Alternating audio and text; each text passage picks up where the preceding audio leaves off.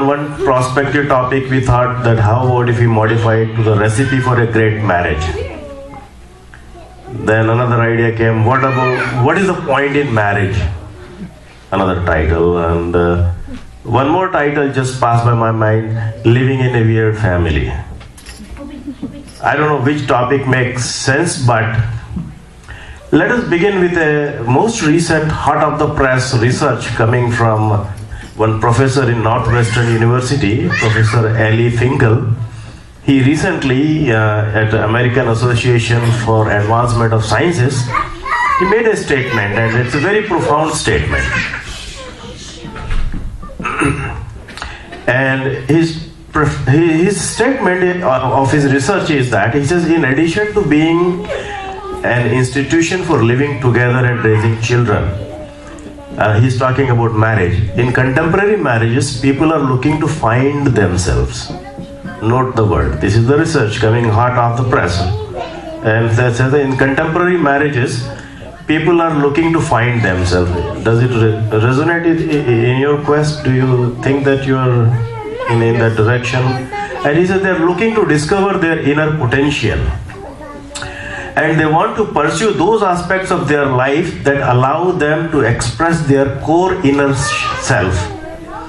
So just keep this research in the back of your mind, and when we come to the main topic, that Grihastha Yoga Sadhana, let us see how this research relates to the ancient millennium-old research and objectives set forth by our rishis. So let me just recount these three things: that finding themselves, discover their inner potential, and expressing their core inner self. This is what the research is all about. But then Professor Finkel comes back and he says the problem is harder. And he says why it is hard? Because it requires a great deal more of the marital bond, achieve goals that people want to pursue. I don't know Bollywood knew about this research or not, but they created that song. Remember what that Fevicol song? Marital bond. I don't know what they were thinking, but that marital bond is something important. And he says if that bond is not strong enough, it is difficult to achieve those higher psychological needs. And he continues that why it is so difficult to achieve those higher psychological needs, because he says that you have to help your spouse to engage in a voyage of self-discovery and personal growth. That's a very tall order. It's not an easy thing to do, especially when we are so pressed for time. And he says to be successful in marriage, each partner had to develop the necessary insights to know what their spouses needed and help them. Now, you just had that game, right? A valet and that questionnaire. How difficult it is to know the other person. You must have realized. But he says this is one of the conditions. And then he says that there is a heavy investment of time and psychological resources is required in marriage. Mark the word, heavy investment of time and psychological resources is required in the marriage.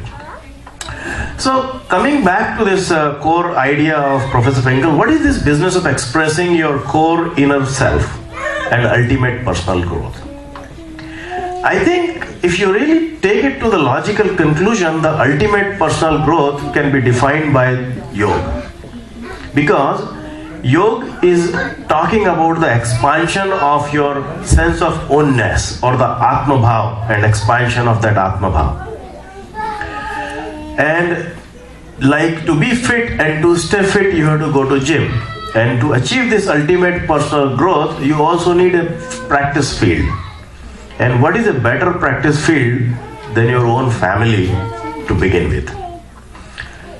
And Gurudev Acharya Sri Ram Sharma says that Grihastha Yoga की सिद्धि किसी अन्य योग से कम नहीं होती, वरन अधिक होती है. Just keep this in back of your mind. Sometimes we get into self-doubt that what are we doing here and how our life is going and so on and so forth. And he also defines that this Grihastha Dharma is very natural, necessary and easily available. We may find things, we may pursue things that are not easily available, not natural and require a lot of effort, but he says Grihastha Dharma is one such thing that is very easily doable. And why it is so? Because the day you get married, you start thinking about the joy and comfort of your spouse. So there is an expansion of the sense of ownness from 1 to 2 at least. And you might think that the marriage that you are into, you are either by choice or by chance, or for some people it might be just an accident. But whatever way you got into marriage, marriage becomes that exercise, that yoga, that practice to expand our own self, the sphere of self. How that happens when a baby grows into a teenager, into an adult, starts a family, then spouse and children arrive. At each stage of life, that sphere of self gets expanded. Baby just thinks about themselves, my toys, me, and just like that. When they become teenager, that circle grows. When they become adults, then friend circle grows further, colleagues come into the picture, and when you get married, all these new developmental phases begin. So the sharing and caring starts in marriage.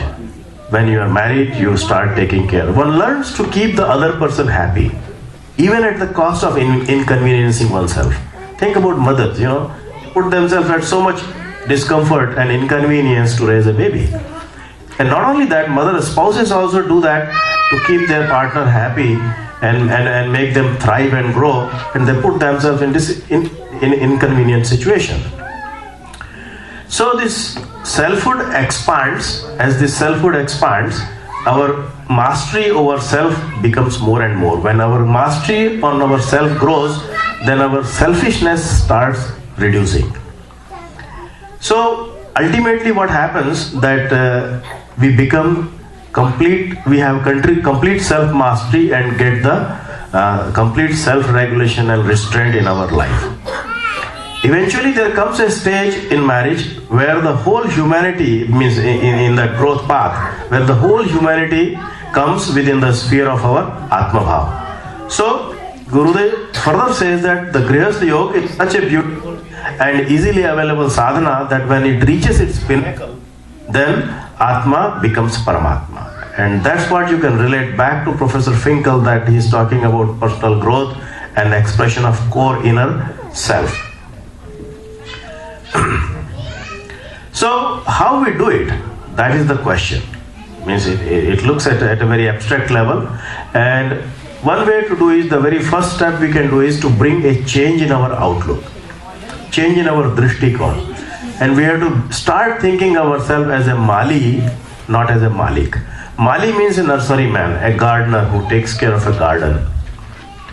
And what a better place to practice this change of outlook than our own family. Because in family, there is a structure already built. It's the best place to practice. There is a safety net, there is a support system. Even if you fail, people are there to support you. But when we look into the family, we find that there is a lot of strife going on, a lot of bickering going on. And the reason for all this strife and bickering, we find that that we give less and demand more. That is the root cause of all the problems in our relationships. When we start reversing this protocol, that is giving less and demanding more, when we start giving more and demanding less, then we will find that all the strife and discord has vanished. So as a grihast, we have to consider ourselves as a nursery man or a caretaker. And just like a nursery man grows and takes care of the, plants, so we should take care of of our spouse and other members of the family. We have to think that Ishwar has privileged us to become the caretaker. The sound is stuck. Just fix this before. You want this mic? So, it's on. All right. So we have to think that Ishwar has privileged us to be the caretaker of all these people who are connected with our Grihastha ashram. And is it an unreasonable expectation that we cannot change, we cannot change our attitude in this way? I think it's just a matter of shift. Once you make a shift, once we start thinking ourselves in that position of a caretaker appointed by Ishwar to take care of this beautiful garden that we are connected with, then the whole attitude changes completely. It becomes a total transformation. And we should never make the mistake to think that we are the possessor or the owner of the family. That's the flawed and disastrous thinking. And when we adopt the role and responsibility of a Mali or a gardener, then everything changes. Then we start to take care of the family as if it is the Agya of the Ishwar. And because our family becomes the garden of the Ishwar, and we start thinking ourselves as the caretaker appointed by the Ishwar. That's why Gurudev says that taking care of your family members is the service of a very high order. If anything you want to take home, this one thing you can take home at least from this evening. That is, taking good care of your family members is the service of a very high order. अपने परिवार के सदस्यों की सेवा भी पुण्य परमार्थ लोक सेवा ईश्वर पूजन से किसी भी प्रकार कम नहीं है. अगर हम इतना भी कर सके तो समझिए कि हमने जीवन में बहुत कुछ पा लिया. Now, one more thing we have to understand, that what are the assumptions that we begin our life with in marriage especially. First thing we have to understand is that everyone is a traveler from the state of imperfect incompleteness to a state of wholeness and perfection. Whether you are aware of it or not aware of it, this is what we are traveling from, imperfect condition to the wholeness and perfect condition. That is from a journey from apurnata to the purnata. And when you start in marriage, the life, there are two incomplete individuals that team up and join together to become complete by sharing their inherent qualities and strengths. That is why marriage institution is so important in Hindu way of life. Because here two people who have their own inherent strengths and qualities, they join together to become whole, and they join together as best friends for life. People grow psychologically and spiritually at different paces and from their spouses. So we have to be patient. If you are progressing faster than the other, does not mean that you have to become impatient. So the very first implication of this assumption is that we live in a family that is less than perfect. And once we recognize this fact, and that is a fact, then we can set our expectations accordingly. So let us understand one thing, that everyone comes in this world with the accumulated sanskars of many past lives. That is one thing. Second thing is that changing these sanskars is a very slow and hard process. So what you are getting is a complete built package. There is no change going to happen anytime soon. And those changes don't come in a day or two. Thus we have to develop patience and help our family members in correcting their mistakes and helping them to strive and thrive and stay happy. What happens that we start craving to become happy by demanding the fulfillment of our desires. This craving is very futile, absurd, and an impossible expectation. And this craving can cause our happiness to disappear. We should not make the mistake of predicating or depending our happiness on the expectation of a specific behavior from our spouse or from others. Remember that Grihast is a yoga sadhana that requires practicing of seva, prem, tyag, udarta, sahayata, parmarth. And the key to success is adopting an outlook of not expecting anything in return. When we practice these virtues in our family of seva, prem, tyag, generosity, all that, we should not be expecting anything in return. That should be like what we do for a 1-year-old baby, right? Do we expect anything other than a smile? Nothing. That kind of not expecting attitude should be there. And those who perfect this practice, they stay in the state of ultimate bliss. We can call it a Brahmi Sthiti, and they achieve the state of a sannyasi while staying in the family. So this Atmic sadhana or the yoga relates to the state of our antahkaran or the core consciousness, and has no connection with our external conditions. If you think that there are any distractions in our Atma Sadhana, remember that they are caused by our own hidden desires, stinginess, selfishness, and our own awful sanskars. And these distractions can strike us in any ashram of life, whether it is a brahmacharya ashram, grihastha ashram, manprastha ashram, or sannyasa ashram. So we should expel this doubt that grihastha ashram is any lesser than other ashrams. Gurudev says that Paramarthik Grihast is a Adhyatmic sadhana of a very high order. And there are certain tips that I will leave you with this evening. And these tips we should internalize and think deeply about it. These are, you can think of these mantras also. The first mantra says, the first tip says that my family is my sadhana kshetra and keeping it thriving and growing is my sadhana.